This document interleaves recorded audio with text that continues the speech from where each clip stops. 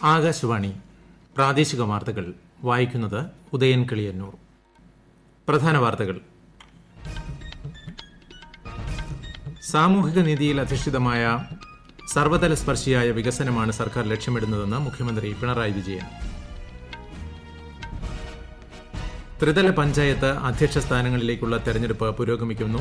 ഉപാധ്യക്ഷ തെരഞ്ഞെടുപ്പ് ഉച്ചകഴിഞ്ഞ്. മകരവിളക്ക് മഹോത്സവത്തിനായി ശബരിമല ക്ഷേത്രനട ഇന്ന് വൈകിട്ട് തുറക്കും. ഭക്തർക്ക് ദർശനം നാളെ മുതൽ. 88ാമത് ശിവഗിരി തീർത്ഥാടനത്തിന് തുടക്കം. സംസ്ഥാനത്ത് ഇന്നലെ 5029 പേർക്ക് കോവിഡ് രോഗമുക്തി. രാജ്യത്ത് രോഗമുക്തി നിരക്ക് 96%. ISL ഫുട്ബോളിൽ ഇന്ന് ഹൈദരാബാദ് FC ഗോവയെ നേരിടും. വാർത്തകൾ വിശദമായി. സാമൂഹിക നീതിയിൽ അധിഷ്ഠിതമായ സർവതല സ്പർശിയായ വികസനമാണ് സർക്കാർ ലക്ഷ്യമിടുന്നതെന്ന് മുഖ്യമന്ത്രി പിണറായി വിജയൻ പറഞ്ഞു. ഇടതുപക്ഷ ജനാധിപത്യ മുന്നണിയുടെ പ്രകടന പത്രികയിൽ പറഞ്ഞ ഭൂരിഭാഗം പരിപാടികളും നടപ്പിലാക്കാൻ സർക്കാരിന് കഴിഞ്ഞു. ഓഖി, നിപ്പ, വെള്ളപ്പൊക്കം, കോവിഡ്-19 തുടങ്ങിയ വലിയ വെല്ലുവിളികളെ അതിജീവിച്ചുകൊണ്ട് സർക്കാരിന് മുന്നേറാൻ കഴിഞ്ഞതായും മുഖ്യമന്ത്രി പറഞ്ഞു. കൊച്ചിയിൽ കേരള പര്യടനത്തിന്റെ ഭാഗമായി നടത്തിയ പ്രമുഖ വ്യക്തികളുമായുള്ള കൂടിക്കാഴ്ചയിലാണ് അദ്ദേഹം ഇക്കാര്യങ്ങൾ പറഞ്ഞത്. ഉച്ചതിരിഞ്ഞ് മുഖ്യമന്ത്രി ആലപ്പുഴയിലേക്ക് പോകും. സംസ്ഥാനത്ത് ത്രിതല പഞ്ചായത്തുകളിലെ അധ്യക്ഷ സ്ഥാനത്തേക്കുള്ള തെരഞ്ഞെടുപ്പ് പുരോഗമിക്കുന്നു. പലയിടത്തും അപ്രതീക്ഷിത കൂട്ടുകെട്ടുകൾ ഉണ്ടായി. തിരുവനന്തപുരം ജില്ലാ പഞ്ചായത്ത് പ്രസിഡന്റായി CPM-ലെ സുരേഷ് കുമാറിനെ തെരഞ്ഞെടുത്തു. വയനാട് ജില്ലാ പഞ്ചായത്ത് UDF-ന് ലഭിച്ചു. നറുക്കെടുപ്പിലൂടെ ഷംസാദ് മരക്കാർ പ്രസിഡന്റ് സ്ഥാനത്തേക്ക് തെരഞ്ഞെടുക്കപ്പെട്ടു. കാസർഗോഡ് ജില്ലാ പഞ്ചായത്ത് ഭരണം LDF-ന്. LDF-ലെ ബേബി ബാലകൃഷ്ണനാണ് പഞ്ചായത്ത് പ്രസിഡന്റായി തെരഞ്ഞെടുക്കപ്പെട്ടത്. പാലക്കാട് ജില്ലാ പഞ്ചായത്ത് പ്രസിഡന്റായി മലമ്പുഴ ഡിവിഷനിൽ നിന്നും വിജയിച്ച LDF-ലെ K ബിനുമോളെ തെരഞ്ഞെടുത്തു. കോഴിക്കോട് ജില്ലാ പഞ്ചായത്ത് പ്രസിഡന്റായി CPM-ലെ കാനത്തിൽ ജമീലയെ തെരഞ്ഞെടുത്തു. ആലപ്പുഴ ജില്ലാ പഞ്ചായത്ത് പ്രസിഡന്റായി LDF-ലെ KG രാജേശ്വരി സത്യപ്രതിജ്ഞ ചെയ്ത് അധികാരമേറ്റു. കൊല്ലം ജില്ലാ പഞ്ചായത്ത് അധ്യക്ഷനായി LDF-ലെ സാം K ഡാനിയൽ സത്യപ്രതിജ്ഞ ചെയ്തു. കണ്ണൂർ ജില്ലാ പഞ്ചായത്ത് പ്രസിഡന്റായി CPM-ലെ PP ദിവ്യ തെരഞ്ഞെടുക്കപ്പെട്ടു. ഉച്ചയ്ക്ക് ശേഷം ഉപാധ്യക്ഷ സ്ഥാനങ്ങളിലേക്കുള്ള തെരഞ്ഞെടുപ്പ് നടക്കും. മകരവിളക്ക് മഹോത്സവത്തിനായി ശബരിമല നട ഇന്ന് വൈകിട്ട് 5-ന് തുറക്കും. തന്ത്രി കണ്ഠരര് രാജീവരുടെ സാന്നിധ്യത്തിൽ മേൽശാന്തി VK ജയരാജ് പോറ്റി നട തുറക്കുന്നതോടെ മകരവിളക്ക് മഹോത്സവത്തിന് തുടക്കമാകും. നാളെ പുലർച്ചെ 5-ന് നട തുറക്കുന്നതോടെ തീർത്ഥാടകർക്ക് 18ാം പടി ചവിട്ടി ദർശനം നടത്താം. ജനുവരി 14-നാണ് മകരവിളക്ക്. 19 വരെയാണ് ഭക്തർക്ക് ദർശനം അനുവദിച്ചിരിക്കുന്നത്. കോവിഡ് സാഹചര്യത്തിൽ വെർച്വൽ ക്യൂ വഴി ബുക്ക് ചെയ്തവർക്ക് മാത്രമാണ് ഇത്തവണ ദർശനത്തിന് അനുമതി. പ്രതിദിനം 5000 പേർക്ക് വീതം ദർശനമാകാമെന്നാണ് ഹൈക്കോടതി ഉത്തരവ്. 88ാമത് ശിവഗിരി തീർത്ഥാടനത്തിന് തുടക്കമായി. ജനുവരി 1 വരെയാണ് തീർത്ഥാടനം. കൂടുതൽ വിവരങ്ങളുമായി ദേവിപ്രിയ. വെളുപ്പിന് ശാരദാ മഠത്തിലും മഹാസമാധിയിലും സന്യാസി ശ്രേഷ്ഠരുടെ നേതൃത്വത്തിൽ പൂജകൾക്ക് ശേഷം ധർമ്മസംഘം ട്രസ്റ്റ് പ്രസിഡന്റ് സ്വാമി വിശുദ്ധാനന്ദ ധർമ്മപതാക ഉയർത്തി. കോവിഡ് ഭീഷണി നിലനിൽക്കുന്നതിനാൽ ഇത്തവണ വെർച്വൽ തീർത്ഥാടനമാണ്. ഓരോ ദിവസവും മുൻകൂട്ടി ബുക്ക് ചെയ്ത 1000 പേർക്കാണ് പ്രവേശനം അനുവദിച്ചിട്ടുള്ളത്. രാവിലെ 6 മുതൽ വൈകിട്ട് 6 വരെയാണ് പ്രവേശന സമയം. അന്നദാനം, താമസ സൗകര്യം എന്നിവ ഉണ്ടാകില്ല.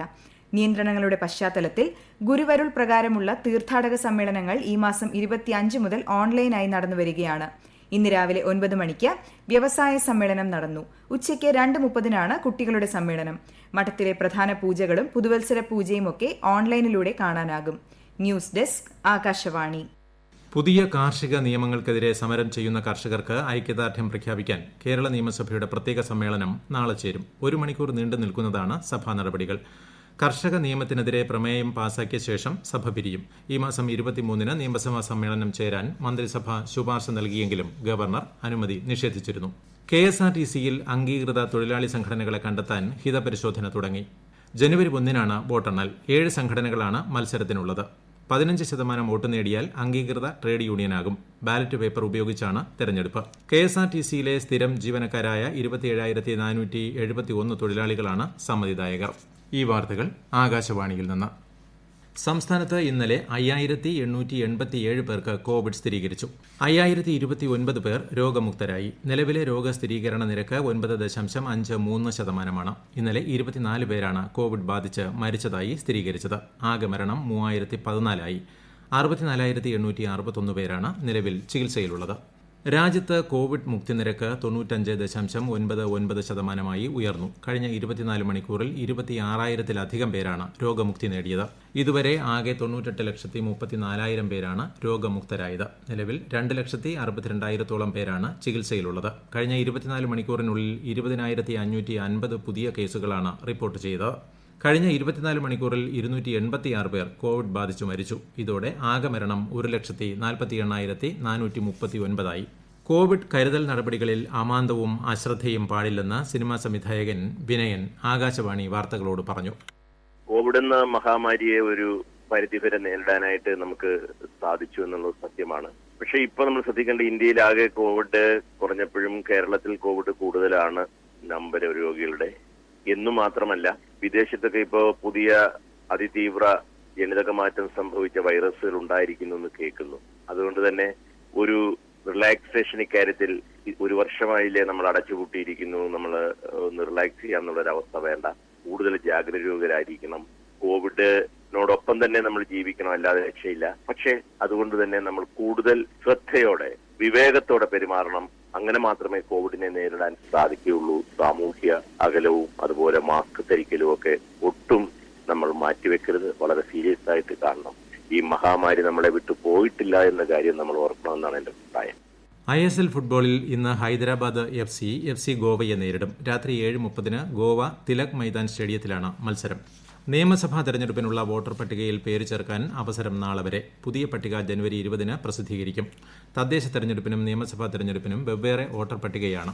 കണ്ണൂർ കാക്കനാട്ടെ കാനന്നൂർ സ്പിന്നിംഗ് മിൽ തുറക്കാൻ നാഷണൽ ടെക്സ്റ്റൈൽ കോർപ്പറേഷൻ തീരുമാനം. കക്കാട്ടെയും മാഹിയിലേതും ഉൾപ്പെടെ കേരളത്തിൽ NTCക്ക് കീഴിൽ 5 സ്പിന്നിംഗ് മില്ലുകളാണുള്ളത്. കണ്ണൂരിൽ മിൽ മാത്രമാണ് ഒന്നാംഘട്ട നിലയിൽ തുറക്കുന്നത്. കൊടുങ്ങല്ലൂരിന്റെ തീരദേശ മേഖലയിൽ വൻ കഞ്ചാവ് വേട്ട. കൊടുങ്ങല്ലൂർ പോലീസ് 10 കിലോ കഞ്ചാവ് കൊടുങ്ങല്ലൂർ ചന്തപ്പുരയിൽ വെച്ചാണ് പിടികൂടിയത്. അഴീക്കോട് എറിയാട് കാര ഭാഗങ്ങളിലെ പുതുവത്സരാഘോഷങ്ങൾക്കായി കൊണ്ടുവന്ന കഞ്ചാവാണ് പിടികൂടിയത്. സംഭവവുമായി ബന്ധപ്പെട്ട് 2 യുവാക്കളെ അറസ്റ്റ് ചെയ്തു. Kunnamkulam government boys higher secondary school കേന്ദ്രമാക്കി സ്പോർട്സ് ഡിവിഷൻ അനുവദിച്ച് സർക്കാർ ഉത്തരവ് പുറപ്പെടുവിച്ചു. സംസ്ഥാനത്തെ 3ാമത്തെ സ്പോർട്സ് ഡിവിഷനാണ് കുന്നംകുളത്ത് യാഥാർത്ഥ്യമാകുന്നത്. കൊച്ചിയിലെ വൈറ്റില കുണ്ടന്നൂർ മേൽപ്പാലങ്ങളുടെ ഭാരപരിശോധന പുരോഗമിക്കുന്നു. 2 പാലങ്ങളുടെയും മുകളിൽ ഭാരം നിറച്ചു നിർത്തിയിരുന്ന ടോറസ് ലോറികൾ ഇന്നലെ രാത്രിയോടെ നീക്കി. ഇനിയുള്ള 24 മണിക്കൂറിനുള്ളിൽ ഗർഡറിൽ ഉണ്ടാകുന്ന മാറ്റങ്ങൾ വിലയിരുത്തും. പരിശോധനാ റിപ്പോർട്ട് പരിശോധിച്ച ശേഷം മേൽപ്പാലങ്ങൾ തുറക്കുന്ന കാര്യത്തിൽ തീരുമാനമെടുക്കും. എറണാകുളം ജില്ലയിൽ ജനുവരി 1 മുതൽ ഒറ്റത്തവണ ഉപയോഗിക്കാവുന്ന പ്ലാസ്റ്റിക് ഉൽപ്പന്നങ്ങളുടെ നിരോധനം കൂടുതൽ കർശനമായി നടപ്പാക്കും.